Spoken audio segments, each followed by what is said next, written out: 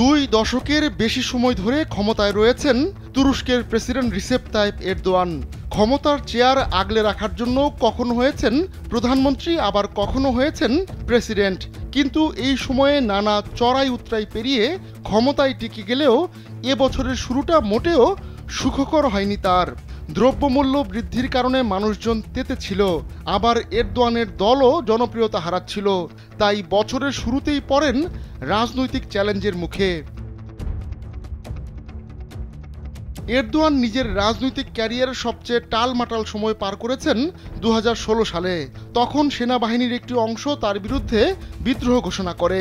Jamuna electronics ঈদে double খুশি offer season 3, যে কোনো পণ্য কিনলেই পাচ্ছেন নিশ্চিত ঈদ উপহার। কিন্তু এরদোয়ানের সমর্থনে তুরস্কের বিভিন্ন শহরের রাস্তায় নেমে আসে হাজার হাজার মানুষ। শেষ পর্যন্ত সেনা অভ্যুত্থান ব্যর্থ হয়। এরদোয়ানকে রাজনৈতিক বা সামরিক যে কোনো উপায়েই পরাজিত করতে ব্যর্থ হয় বিদ্রোহীরা। ওই ঘটনার প্রায় দশক পেরিয়েছে।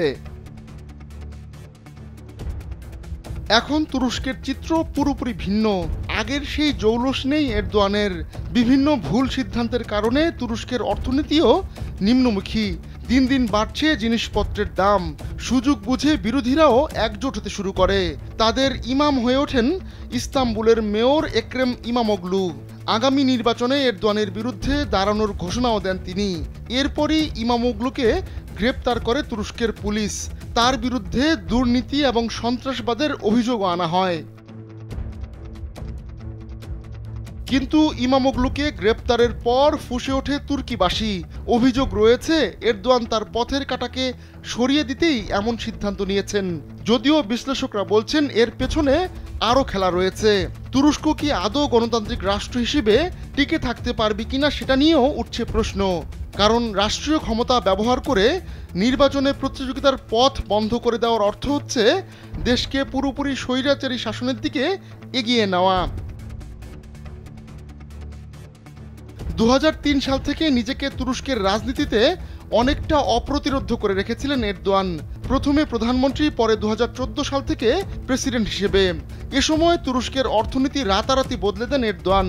তার দল জাস্টিস অ্যান্ড ডেভেলপমেন্ট পার্টিও নির্বাচনে বারবার জয়ী হয়। কিন্তু গেল এক দশকে নিজের ক্ষমতা আঁকড়ে রাখতে গিয়ে গণতন্ত্রকে দুর্বল করেছেন এরদোয়ান। বিভিন্ন পদে বসিয়েছেন অনুগতদের।